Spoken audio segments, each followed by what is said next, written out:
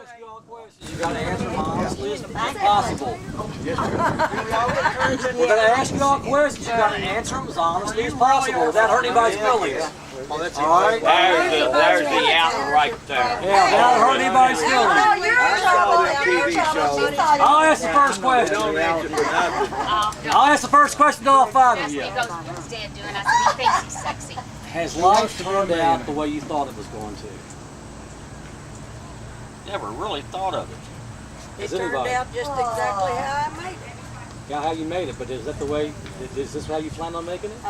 Well, I probably would have changed a few things. Can you discuss those things? I got a better looking nephew than you.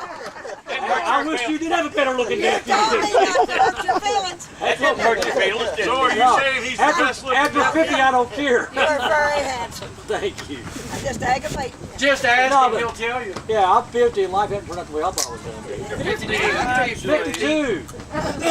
Actually, in my life, It's whatever you make. been all right.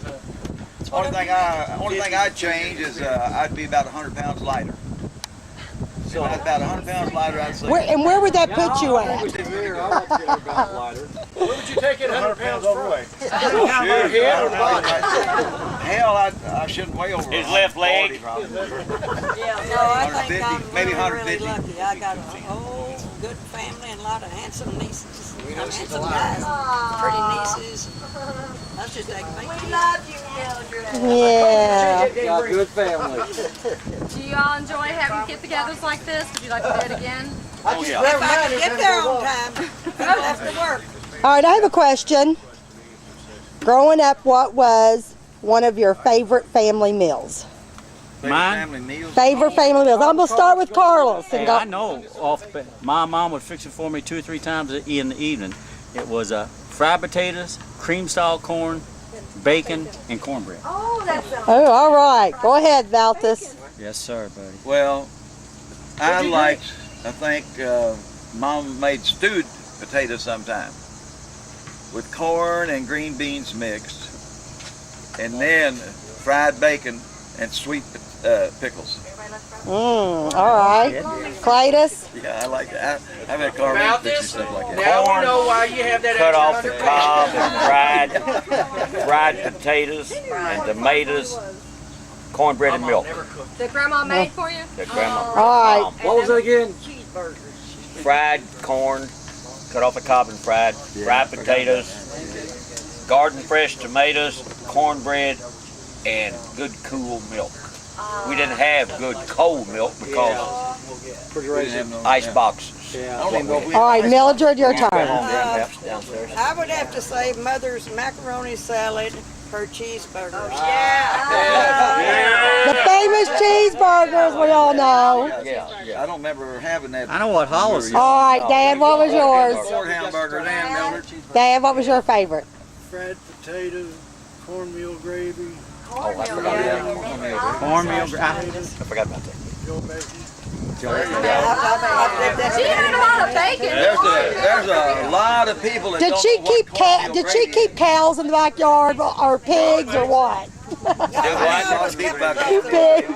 had one. Ran out of passion. I got another question. What was the roughest year that y'all can remember from your family when y'all was growing up? Starting with Carlos. Go ahead. Roughest. Roughest year. I guess The roughest memory if you can remember. I guess the memory got me that I didn't know we were really what you call poor until they pulled me out of the 3rd grade and they took me into a cloakroom somewhere and they had some clothes for me, and I never remember. They had a pair of dungaree pants that had that flannel, red flannel inside of them, and I never missed a meal or I didn't know. Where'd you go? What school did you go to? Went to Brandeis Elementary. Okay. Valdes? I don't remember really any bad years. Didn't seem like it was rough to you? No. A lot of times when you're poor, you don't realize you're poor, Yeah. do you? So you I'll say one thing, like Christmas, we never really got got a lot of presents or anything? Didn't get a lot of presents. Yeah. But we always had something to eat. Yeah. Might not have been fancy, but we always had food. And I remember one time we got a stick of gum. By the time we got around to me, all the flavor was gone.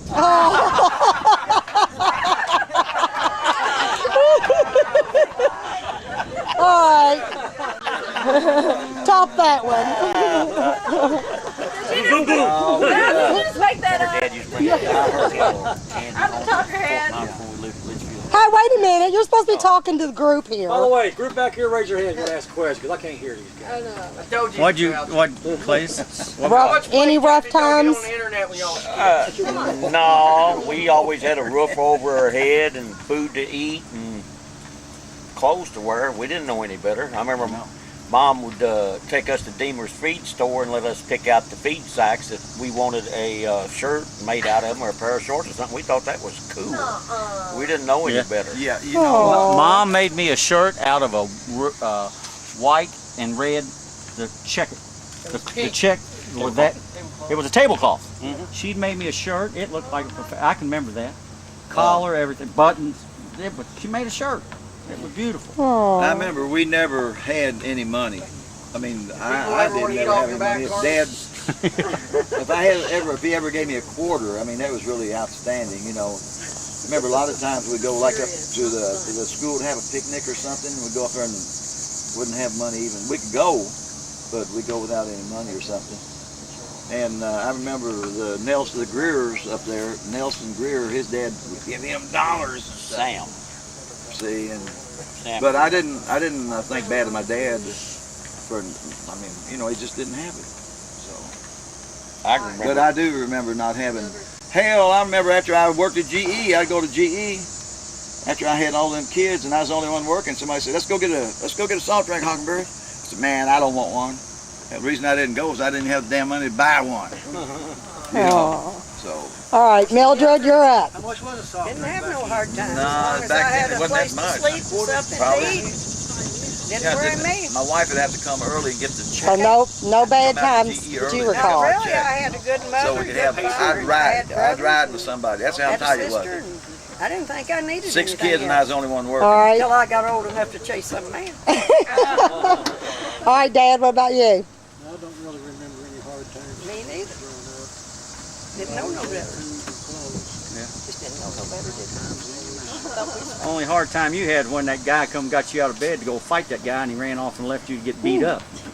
Oh, yeah, that brings me to one. A story, yeah. Oh, Dad, I got one. Mom was talking. She wanted you to tell a story about A robbery.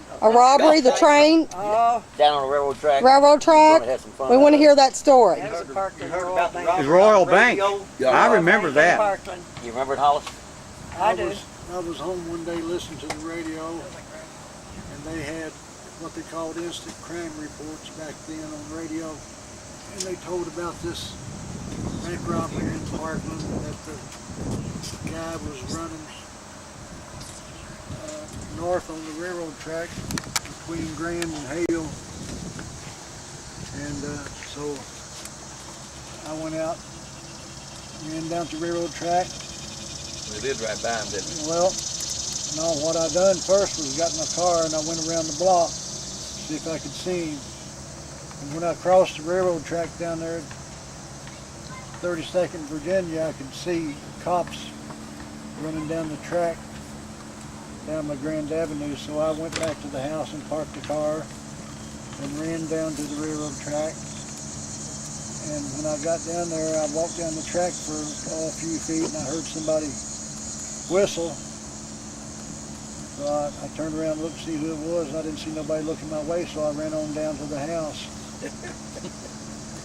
And by the time I went in the house and told Jane and Mom and everybody what was going on, and walked back outside, the police were outside on their front sidewalk. And they said, how come you didn't stop when we whistled at you? And I said, I turned around and looked, I didn't see nobody.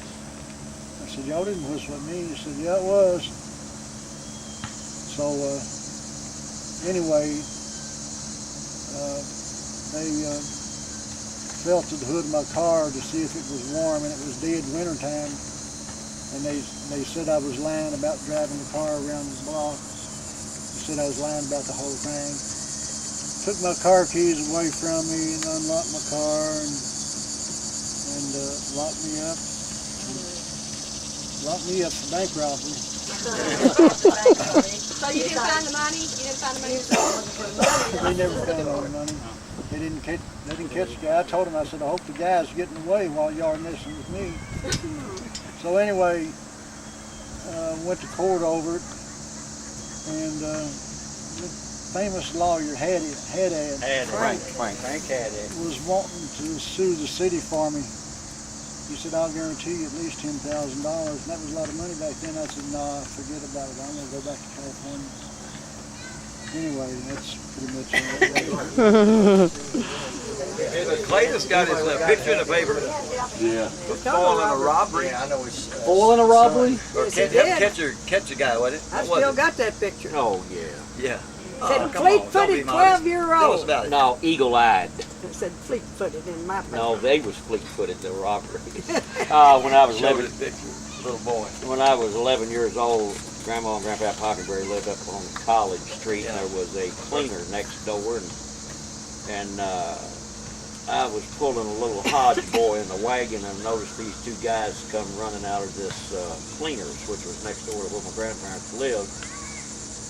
And of course, them running, that was sort of unusual to see an adult run back then, and so I watched them, and come find out they had robbed that cleaners there and ran down College Street and went south on the next north-south street.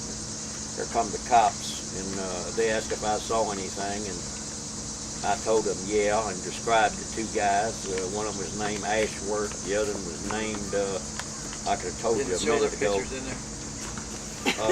And anyway, they went the direction that the Hayes, the other guy, Ashworth and Hayes was their name. Dewey Hayes and can't remember Ashworth's first name. Anyway, I told them the direction they went, and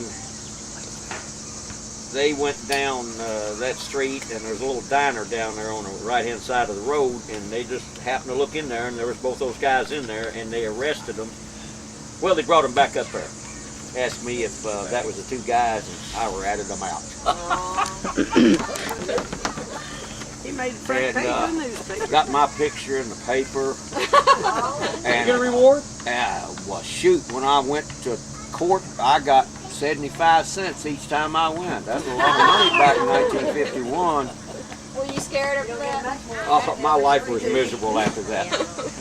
No, I wasn't scared. I thought it was funny. Tell us about the time you got arrested for using your shoe as a lethal weapon. You mean when I took my shoe off? Yeah. Oh, that was EPA got me. That, no. But anyway, I felt bad about that afterwards, really, because they was two young guys. Clayton's still alive? Oh, probably not. You ought to That call him up was and 7 apologize. years ago. But they got a lot of time out of it, you know. Didn't get but very little money. And that Hayes might even been kin to it. He robbed a question. Next question. I got plenty of questions. Somebody else has any. I'll do one. One song for each of you. Your favorite all-time song. That guy was One song. Carlos, Favorite all-time song. Favorite all-time song? What type of song? Anything. Not the Beatles. Gosh, Right thou art. It's hard to pick a place. no. Let me think about it. I got 4. I like 25 to 64. Pick one Sing a male. line from it. 25 or 64. Chicago. That's what I'm thinking. That's your favorite song? Waiting for the break of day. That's probably like my worst song. Yeah. Got a guitar piece We at the saw end.